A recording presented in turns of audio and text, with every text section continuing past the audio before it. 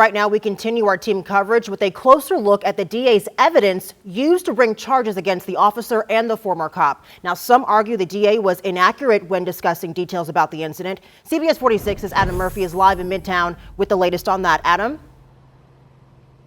Brittany, some have called the DA's claims in this case nothing more than a publicity stunt. In fact, the attorney for Officer Rolfe said much of the information that District Attorney Paul Howard presented yesterday was false.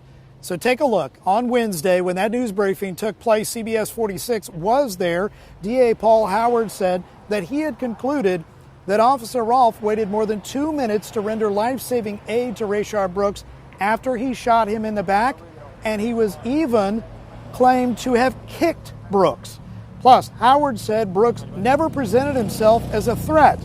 Body cam video shows that to be true up until the point that Officer Rolfe tried to arrest Brooks for failing a sobriety test.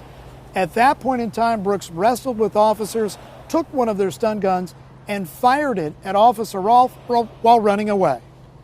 Mr. Brooks was never informed that he was under arrest for driving under the influence. And this is a requirement of the Atlanta Police Department when one is charged with a DUI. This notion that Paul Howard said that he had no idea he was being taken into custody and they violated a rule. You can hear the video and my client says, "I think you've had too much to drink to drive a car," and starts putting his hand behind his back. You would have to be living under a rock for the past 50 years to not know that when an officer tells you to put your hands behind your back, you're not being taken into custody.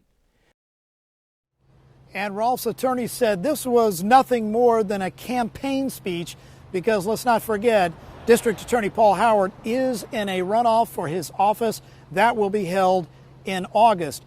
Again, also, I should say, Officer Rolfe's attorney says when this is all said and done and the truth comes out, he believes his client will be vindicated. Live in Midtown, Adam Murphy, CBS 46 News.